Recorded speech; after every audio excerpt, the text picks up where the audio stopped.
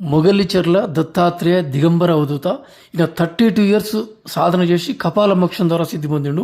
ఈయన సాధన చేస్తున్నప్పుడు ఎన్నో రామచిలుకలు పైన ఉండేవి, మరియు ఒక సర్పం కూడా ఎప్పుడు తిరుగుతూ ఉండేది. ఈ విషయాలన్నీ కూడా మొగలిచెర్ల గ్రామ ప్రజలు లైవ్గా చూసిన ధన్యులు. ఈయన 1976 వైశాఖ శుద్ధ సప్తమి రోజు శరీరంలో నుంచి పెద్ద శబ్దనాదం వచ్చింది. ఆ నాభి నుండి శిరస్సు పైభాగం వరకు నాదం 5 నిమిషాలు ఏకకాలంలో ప్రాకి ఆగిపోయింది. తర్వాత శిరస్సు పైభాగం నుంచి రక్తం దారిలా కారింది. అదే సమయంలో అక్కడ చుట్టూ ఉన్న గ్రామాల ప్రజలు మరియు ఆశ్రమం వాసులు వీళ్ళందరికీ కూడా ఆకాశంలోకి ఒక నీలి రంగు జ్యోతి వెళ్ళటం అందరు లైవ్గా చూసారు. ఆ కాలంలో వారు కపాల మోక్షం పొందారు. ఇదే విషయం అరుణాచలంలో 1950లో రమణ మహర్షి స్వామి విషయంలో కూడా ఇలానే జరిగింది. అరుణాచలం చుట్టూ కూడా వారి యొక్క విషయాన్ని అందరూ ఆ జ్యోతి రూపాన్ని అప్పుడు లైవ్గా చూసారు. ఈయన ఫస్ట్ మాలకొండ అంటే మాల్యాద్రి నరసింహస్వామి టెంపుల్లో సాధన చేసిండు.